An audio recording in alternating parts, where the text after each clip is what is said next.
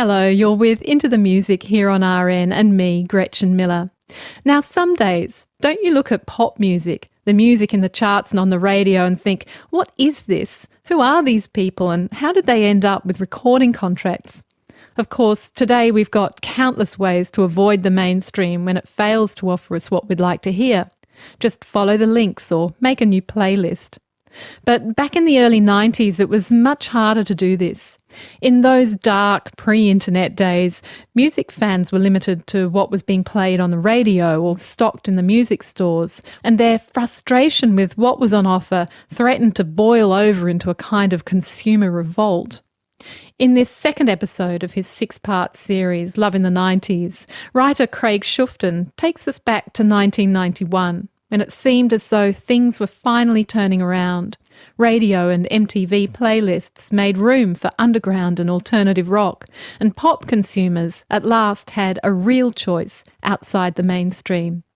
Craig will introduce us to some of the instigators of this musical revolt, artists like the Pixies and Jane's Addiction and Sonic Youth, and others who benefited from it like Nirvana and Faith No More and the LA punk band L7. And as the story goes on, he'll give us a sense of the almost evangelical fervour that drove these artists and their young fans, their passionate belief that popular music ought to be good and that good music ought to be popular. What happened when alternative music first came out was authentic. It was a reflection of what was happening at the time, and it had to do with authenticity. So this is the reflection of the authenticity now. We're in the reflection of it. Music means time. The 1990s were It's an alternative.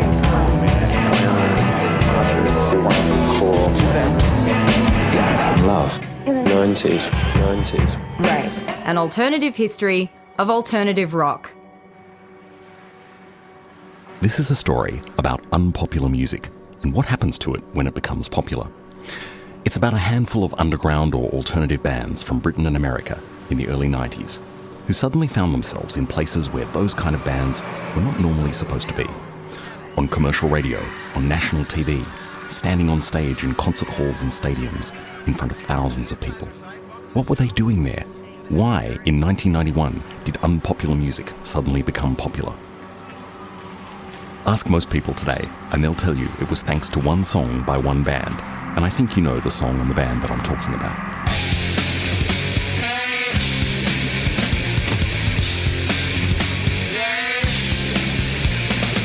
People were saying some pretty crazy things about Nirvana in 1992. They said the band had saved rock and roll and that its singer, Kurt Cobain, was the spokesman of a generation.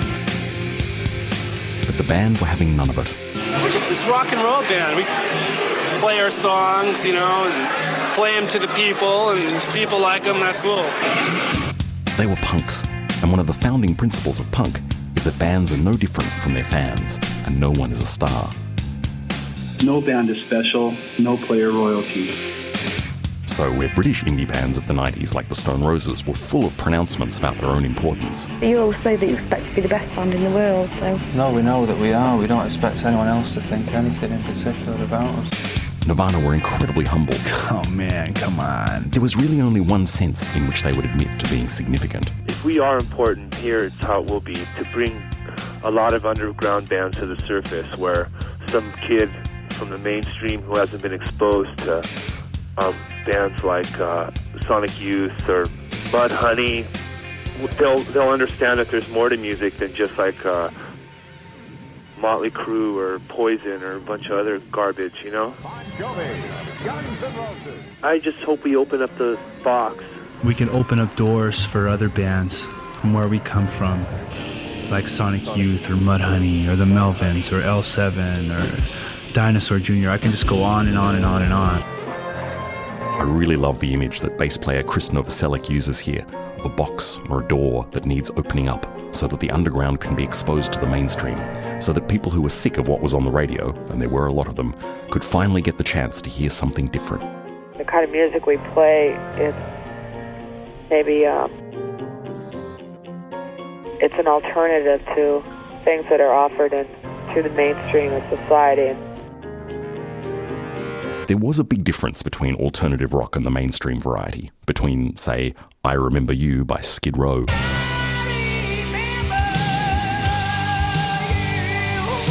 and a song like Debaser by the Pixies.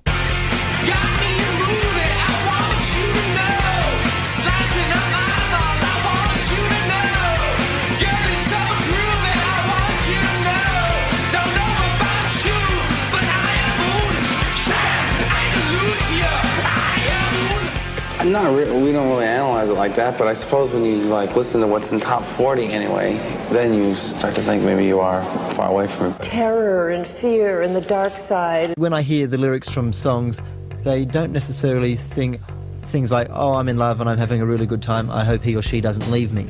The lyrics don't run like that. Go to sleep as breathing flows. My mind succeeds.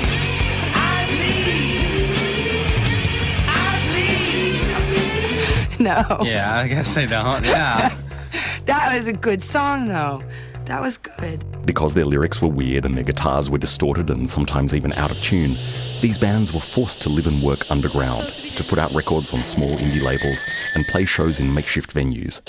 To start with, at least, it wasn't so much because they rejected the big music companies, more because those companies weren't the least bit interested in them. I mean, we had nowhere to go anyway. The idea of being on a major label was so far-fetched to begin with, and alternative was to put out records yourself, which is what we did, and we totally controlled everything ourselves. This, as Thurston Moore of Sonic Youth explained, was how the alternative scene was born in the early 1980s. A whole, uprising of young bands in America started up, like Minor Threat on the East Coast, and you had Black Flag on the West Coast, and they all created their own labels, such as SST and Discord, and Jello Biafra had Alternative Tentacles, and Touch and Go. In the Midwest was Touch and Go, and they created an entirely, alternative network to play and to make records. Time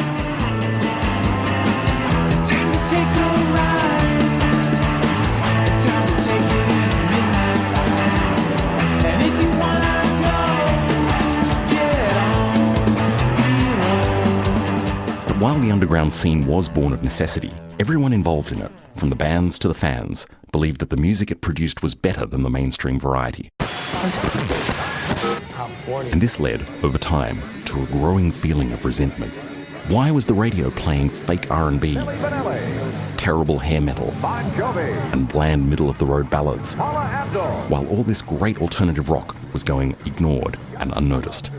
A lot of people had begun to feel by the end of the 1980s that the game was rigged, including Jane's Addiction singer Perry Farrell. Well, all I know is, I've been into this business for probably 10 years. I just get the feeling that something's real fishy about it. Yeah, it's funny, man. Alternative bands, it's almost like they're tabooed off of rock stations. Something's fishy. Can anything be done about it, do you think? Like, you're doing something with this, right? Yeah, man. I'm doing something. What Farrell was doing was putting together a travelling festival called Lollapalooza, featuring about a dozen underground acts that he regarded as important. These bands, to me, I think, in every respect, they broke ground. The lineup featured rapper Ice-T and Nine Inch Nails, along with Henry Rollins and the Butthole Surfers. The only thing all the acts had in common, really, was that their music was not on radio playlists in 1990. But Farrell believed that there were enough people out there who wanted to hear these bands anyway, and as many other people who were just bored to death with what was on the radio and would come to Lollapalooza just so they could hear something different. Now walk right through the door. Now walk right through the door. Hey, alright, forget about it. It's mine. Who would have thought that a tour called Lollapalooza would be one of the hottest concert events of the year? Amazingly, the plan worked. In fact, Lollapalooza was one of the few major tours to do any real business in America that year. In 1991, neither multi-platinum albums nor supposedly legendary reputations could support superstar tours. And 1991 wasn't just a rough year for the concert business. Record sales were down 11% the first half of the year. This downturn in ticket and record sales sent a strong message to the music industry that the formulas that it had been successfully implementing for the last decade were no longer working. Hair metal was in decline, and baby boomer nostalgia was seeing diminishing returns. A&R reps were sent off in search of new ideas, new sounds and new markets, and the search led many of them underground. Right now you're seeing a lot of major labels, I mean, they see the whole independent scene after the last 10 years as being a successful thing, and they're buying it up. By early 1991, what had seemed like an absurd fantasy only 2 years earlier was suddenly a real possibility. Major labels were signing indie bands for serious money. If you were one of those bands, this was pretty good news. You could finally afford to fix the tour van and buy yourself some socks, and maybe even quit your part-time job. These were the many, many pros, and there was seemingly only one con. That is, having to answer a whole lot of boring questions from fans and journalists about how and why you sold out.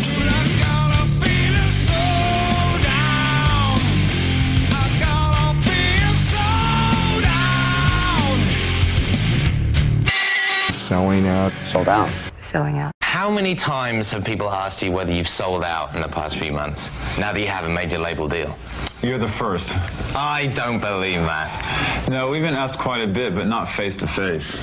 From the band's point of view, this question was super annoying, mostly because it was based on a couple of false assumptions. The first was that indie labels were monastic and pure at heart, while major record companies were all venal and corrupt.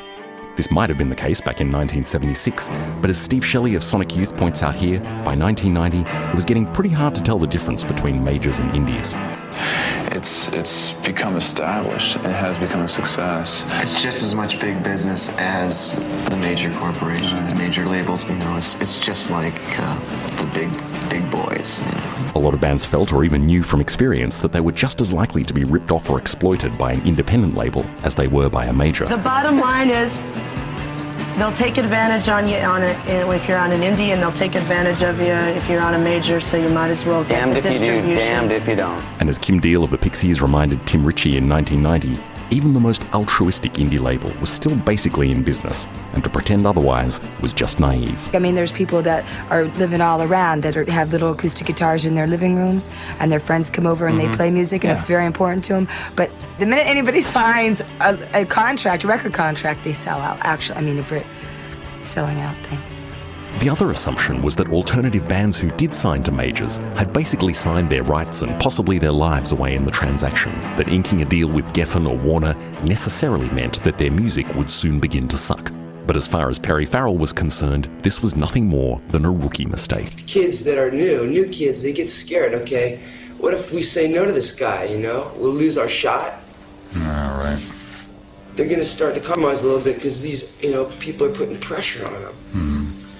And they don't want to lose their one big shot, man. You lose your shot, fuck, that's a scary thought. Yeah, right. Nowadays, especially in America, a lot of bands, if they have 2 or 3 good shows, they get signed to a major label, and things have really changed. And then there's still bands here, I think, like Sonic Youth, maybe, or the Pixies, people who really get focused on what they want to do creatively before they start working, in a bigger situation, perhaps. That's Bob Mould of legendary underground act Husker Du, speaking to Triple J in 1990. Just prior to this, Mould had actually helped his friends in Sonic Youth to negotiate a record contract with David Geffen's label, DGC, a contract that gave the band complete creative control over their music and the way it was marketed and presented to the public. So the band got paid, and they got to do whatever they liked. If this was selling out in the 90s, well, why not? So we sold out, big deal. What's it to you? I mean, it's like... For Sonic Youth in particular, there was absolutely nothing to lose, and a whole lot of fun to be had. The band had a keen interest in American popular culture and mass media. Through the 80s, they'd observed and criticised this world from a distance. Now they were inside the process itself, pop artists in a pop world. Goodbye, Hollywood. Goodbye, Downey. Hello, Janice. Hello, Dennis, Elvis, and all my brand new friends. I mean, in a way, one reason why we did want to sign to a major is kind of the challenge of working within the system instead of working outside of it. We could be in the same business as Skid Row. We could be in the same magazine as Skid Row. To us, it's like You know, it's Hilarious. It's hilarious. Well, your first major label video is Cool Thing. What's the inspiration for this song? Kim wrote the words to this song. I think it's a pretty personal song. I mean, I think she sort of looks at it from the viewpoint of women as true anarchists in society.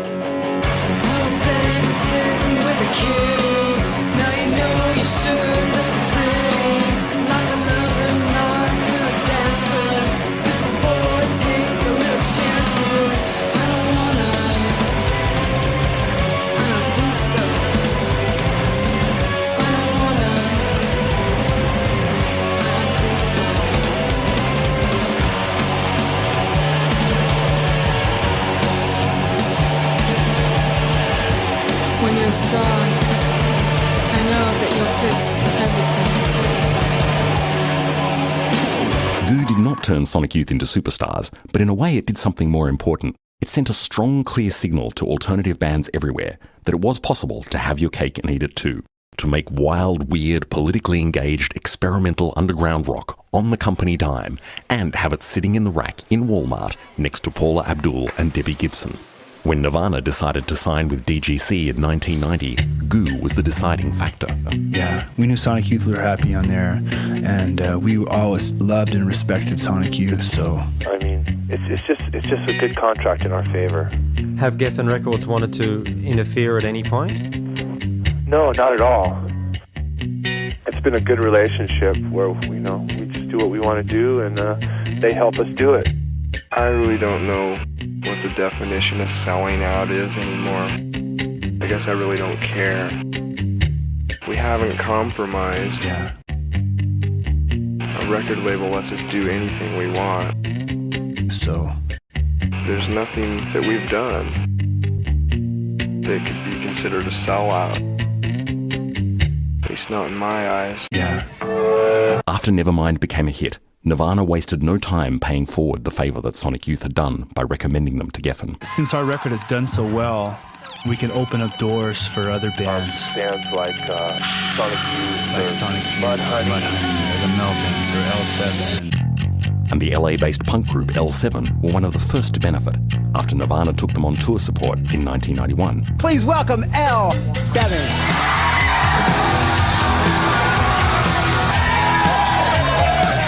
Well, these guys are tight. Welcome to the show. Thank you. Good to have you here. And I know I look like a George Michael fan, but I do like the record. As I said, I just listened to it. I think you said the wrong title, though. Yes. Did you just say heavy as bricks? You said heavier than bricks, right? No, heavy as bricks. Big bricks are are heavy. You said bigger butts than bricks.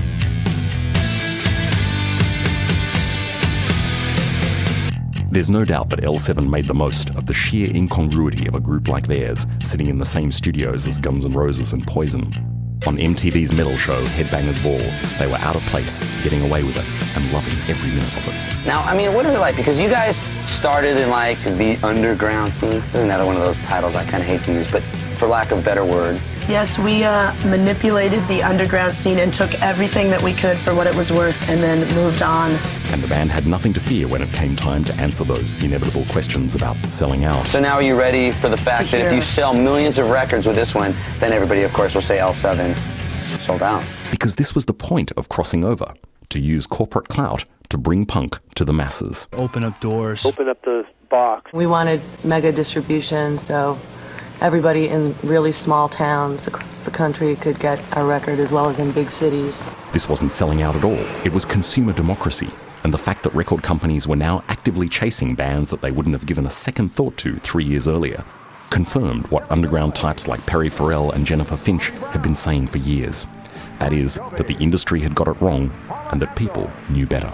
So why has this thing suddenly exploded onto the international scene, do you think? I think it's because people are tired of listening to the stuff they usually have to listen to on the radio, and they want to hear new, different stuff, a variety, as it were. I think things are getting a bit stale. But getting copies of Bricks Are Heavy onto the CD racks in the mall was not an end in itself, at least not for L7. Not only do you have fun, but you also get serious. I mean, you kind of, I hate to use the word politically correct, but there's a lot of statements that you go out and you play a lot of different benefits. Yes, we do. Like? Well, we've always done benefits. Right now we're kind of honing in on AIDS-related benefits, and an organization we started called Rock for Choice. Rock for Choice. Sorry, I sound like B. Arthur today. Rock for Choice! Any opinion? We had this thing with Clinton last night. Any opinion on the politics happening this year? Or? Yeah, get George Bush out of office and get more Bush in office. One of the brightest hopes of the year punk broke was this idea that you could use the marketplace as a forum for consciousness raising. Well, basically, we're opposed to the entire political and ideological program of the New World Order. Okay, well, is this a good way to get your message across to at a festival like this, to have a booth? Oh, absolutely. By mixing activism with festival fun, talking about politics on MTV, you could potentially turn millions of young people onto worthy political causes on a scale that would have been impossible using the old network of floors you could sleep on. Turn the tables with our unity. They're neither moral nor majority. Wake up and smell the coffee, or just say no to individuality. When we pretend that we're dead, when we pretend that we're dead, they can't hear a word we say. When we pretend that we're dead. Here it is. Pretend We're Dead, L7. Check it out. This is the song that landed L7 on MTV in the first place. Pretend we're dead. Yes. Oh, yeah. It was a rock anthem and a call to arms, rallying the teenagers of America to use their collective power to overthrow the government. But the real source of the singer's frustration isn't so much George Bush as the cynical attitude that allows him to exist. People not caring about or paying attention to what's going on. So like politically, you know, socially. Right. So pretending we did sort of means they're not taking any notice. Shutting your ears and your eyes. There you go. Not paying attention. It's really a song about teenage apathy, the feeling that many young people had in the early 90s, that nothing they did would make a difference, and that there was no reason for them to get involved in anything. It's the same malaise described by Nirvana in Smells Like Teen Spirit. Oh well, whatever, never mind. The Reagan years have definitely set us back to where the average teenager feels kind of lost and there isn't much hope. They're still at least aware of the mistakes that our parents' generation has made. And I just think that it'll take a little bit of time for kids to start doing the duties that they're supposed to do, which is challenge things.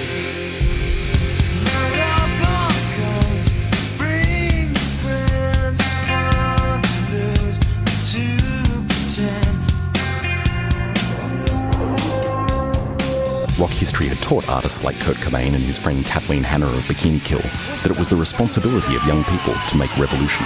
When Hanna wrote the words "Kurt smells like teen spirit" on the wall of Cobain's apartment in August 1990, Cobain assumed that she was saying that he embodied the energy of youth about to make its mark on history. She was saying that I was a person who could inspire. Although that was not exactly what she meant. Turns out she just meant that I smelled like the deodorant. Teen Spirit, antiperspirant made for you and your generation. Teen Spirit. What are the youth to do? Do you have any idea? I think we should destroy the bogus capitalist process that is destroying youth culture by mass marketing and commercial paranoia behavior control. And the first step to do is to destroy the record companies. Do you not agree? This is a bit rich coming from a guy whose band has just signed to David Geffen's label, but I think Moore's spiel here is interesting because it gives a very good insight into the way underground artists saw the mass media at the end of the 80s. When Moore talks about paranoia behavior control, he's using the language that leftist avant-gardes had been using for a long time to describe and criticize mass culture in America. According to this view, mass media is a powerful manipulating agent, a tool for the ruling classes to suppress free thought and encourage mob-like behavior. Ultimately, it leads to fascism. This, incidentally, is why playing in front of a crowd of thousands at Lollapalooza made Gibby Haynes of the Butthole Surfers feel less like a rock star and more like Adolf Hitler at Nuremberg. Gibby, there's a lot of people out there. Is this the most number of people you've ever played to, you think? You know, Dave, it was really incredible. Like, the reaction we got this evening was really reminiscent of some of, like, if I had a German accent, I'd probably say something better. Reminiscent of what? What are you implying? What was exciting about 1991 was the idea that there might be a way to subvert this process, Work within the system instead of outside of it. to use the mass media to encourage free thought rather than to suppress it. In the 80s, MTV and commercial radio had promoted phony romance, cartoon rebellion, and conspicuous consumption. What if, in the 90s, the same media could be used to popularise free thought, self-expression, and revolution? Do you think that right now there's going to be bands that are going to be going out there trying to copy L7? Or do you see that? No, because I think the trend right now is to be unique and individual. Everybody in the band is very different from one another, and we all have different musical tastes and styles, and we all do it all together. That's Jim Martin, guitarist from Faith No More, explaining how and why the band arrived at the sound heard on their breakthrough 1989 album, The Real Thing, a sound that completely baffled entertainment reporters used to the copycat party metal of the late 80s. Faith No More has a sound that's hard to describe, but interesting to listen to. It's a musical hybrid that combines heavy metal and rap with African drum rhythms, classical piano, and jazz. Feel it, see it, hear it today. If you can't, then it doesn't matter anyway. You will never understand it, cause it happens too fast. And it feels so good, it's like walking the glass. It's so cool, it's so hip, it's alright. It's so groovy, it's out of sight. You can touch it, smell it, taste it so sweet. But it makes no difference, cause it's not your fault. You want it all, but you can't have it. What is it? Because the band's style was so different from the accepted hard rock template, it took Faith No More a long time to get people used to what they did. And since the radio wasn't playing them, that meant touring, and touring, and touring, and touring. You have to keep coming back, because you build up to a certain level, and then you leave, and if you stay away too long, people forget. That's right. So you have to keep coming back and stay in their face and stay in their face. And when all this touring finally paid off and Epic became a hit, the band had to do more touring, and more touring, and more touring. This was one of the most unexpected and unwelcome side effects of mega distribution. That is, mega repetition. All this airplay had given alternative bands like Faith No More and L7 a much wider audience, which meant they got to play in a lot more places. We get to tour a lot. We get to see a lot of, places that a lot of people don't get to see, traveling. But the experience of going to these places and playing shows was a lot less interesting and satisfying for the bands than you might imagine. You usually get into the town by the time it's dark and you sound check and you don't get to see the city. You play the show and then you leave the next morning. You go to the hotel room and you leave and do the same thing over and over again. It's kind of boring in a way. This was partly because of the sheer numbers and lengths of time involved, because they had to play the same 12 songs almost every night of the week for up to 18 months. We played, the songs we had written so many times, repetitively, every night. But it also had to do with a change in the relationship between the band and the audience. The new fans had been attracted to the group by hearing its hits on the radio and MTV, and when they came to the show, they wanted to hear the song reproduced exactly the way they liked it. After 6 months of this, singer Mike Patton started to feel less like an artist and more like a human jukebox. It's a little bit of a slap in the face, because, you go up on stage and you're supposed to be, creating, and here we were playing songs over and over. For Patton, the excitement of being in a band was the creative process, in the studio and on stage, being spontaneous, coming up with ideas, making shit up. But this is not at all the kind of thing that record companies and concert promoters want or need from an alternative band with a unique and individual hit on its hands. They want and need that unique and individual sound to be reproduced exactly the same way every night of the tour.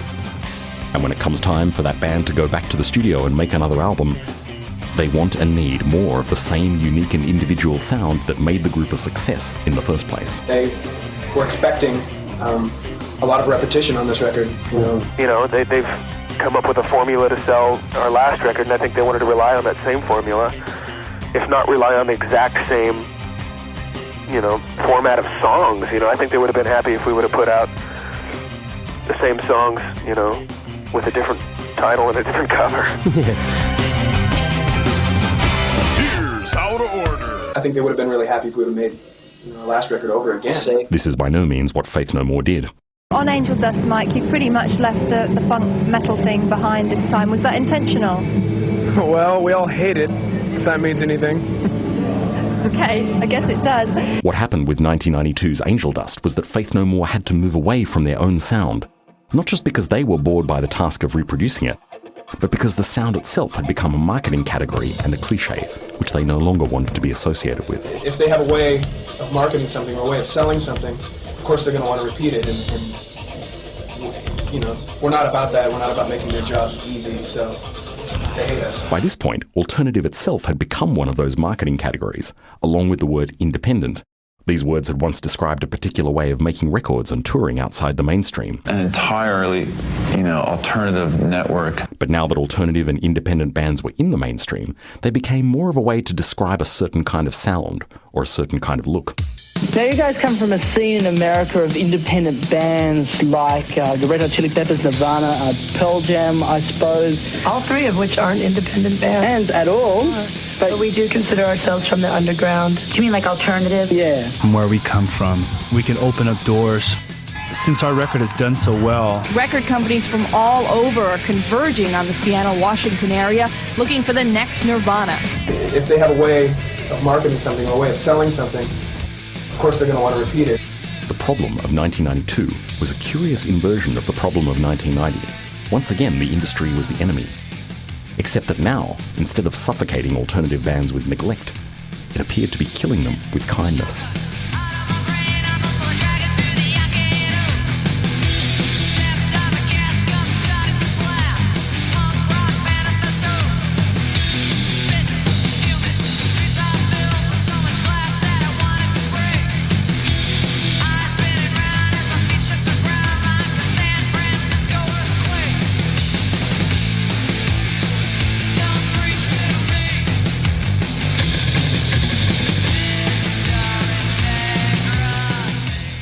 You're with Into the Music here on RN. I'm Gretchen Miller, and that was author and former Triple J presenter Craig Schuften there. And his series Love in the 90s continues next week with an exploration of how globalisation led not only to homogenised pop, but also to more and more unique sounds.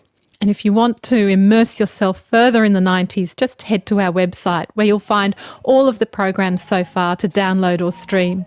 Lots of extra audio and useful links too, plus extracts from Craig's book on the same theme, Entertainers. Go to the RN homepage and check out the link to the series there.